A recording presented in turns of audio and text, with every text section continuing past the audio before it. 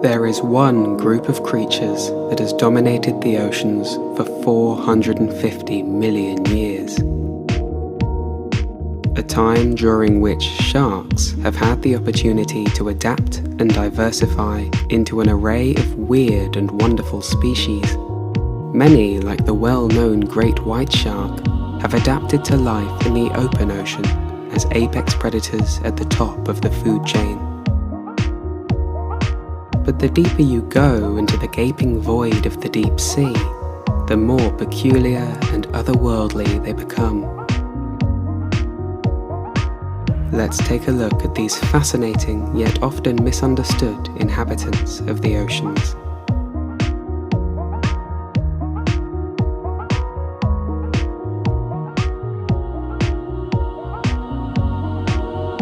When we think of sharks, many of us picture them as mindless killers, but sharks are far more remarkable than mere monsters. They are highly specialized predators, demonstrating an array of adaptations in order to survive the various habitats of the ocean. Near the surface, pelagic sharks like blue sharks, makos and great whites exhibit fairly similar features. They are streamlined to allow for faster movement, and bluish-grey so that they can blend in with their environment.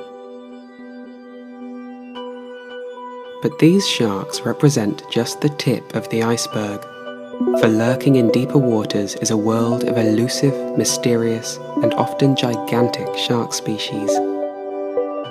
From the bioluminescent lantern shark to the parasitic cookie-cutter shark that tears chunks from whales and dolphins. To understand why sharks of the depths are so different to those at the surface, we must find out what caused them to diversify in this way.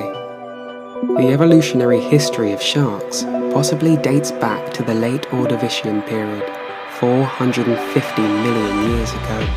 In the time that followed, these primitive sharks evolved in a number of ways, with one group of cartilaginous fish having diverged 420 million years ago to become the alien-like chimera, relatives of true sharks, but belonging now to a different classification. By the early Jurassic period, 195 million years ago, the oldest known order of modern sharks, the hexantiforms or six-gill sharks, had emerged. It was now that they evolved slender, fast-moving bodies and flexible, protruding jaws, allowing them to eat prey larger than themselves.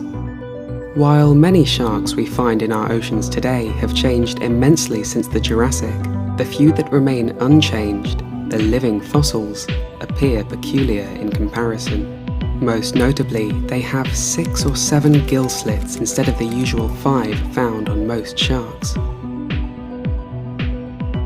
This can be observed in the frilled shark, with its slim, eel-like body and snake-like head.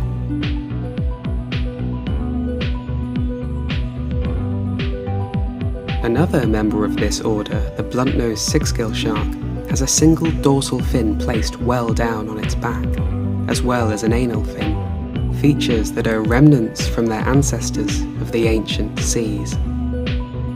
What's even stranger is the fact that many of these more ancient sharks, including both the hexantiforms and the squaliforms, now seem to inhabit the deeper regions of our oceans. A feature that is best explained when we take a look at their adaptations and the conditions of their world. In the depths, there is less dissolved oxygen present in the water. This suggests that for six-gill, frilled and seven-gill sharks, it is advantageous to have more gill slits so that they are more efficient at absorbing the oxygen they need. So there is no cause for them to evolve to lose the extra slits.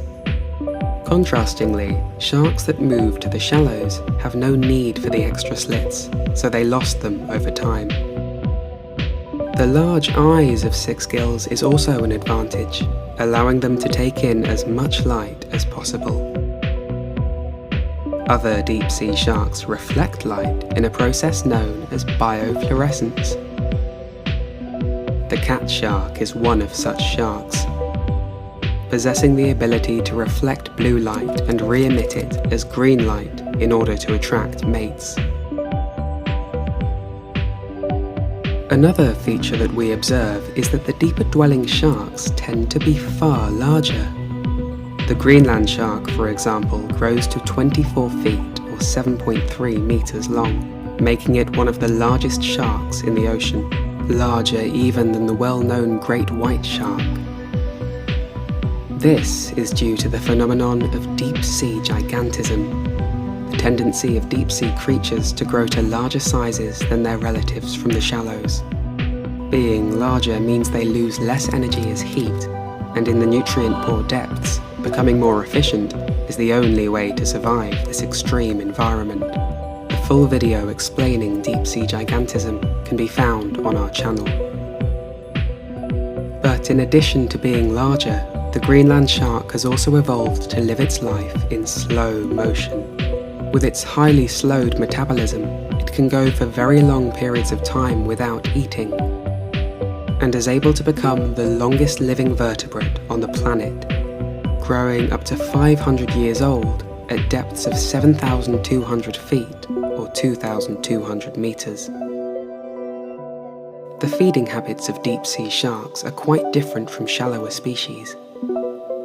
While makos and great whites rely on speed and agility to hunt down fast-moving prey, sharks here must be opportunistic and depend largely on carrion. At sunken whale corpses, they use their serrated teeth as knives to saw and tear away at the flesh.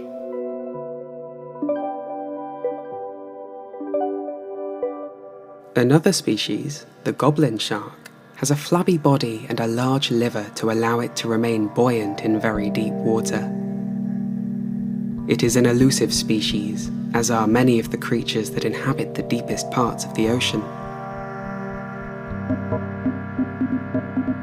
In fact, one of the largest shark species on the planet, the megamouth shark, was discovered for the first time as recently as 1976.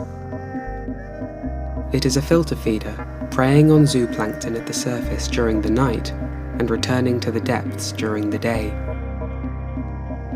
This behavior is known as diel vertical migration, the synchronized movement of zooplankton and fish up and down the water column over a daily cycle.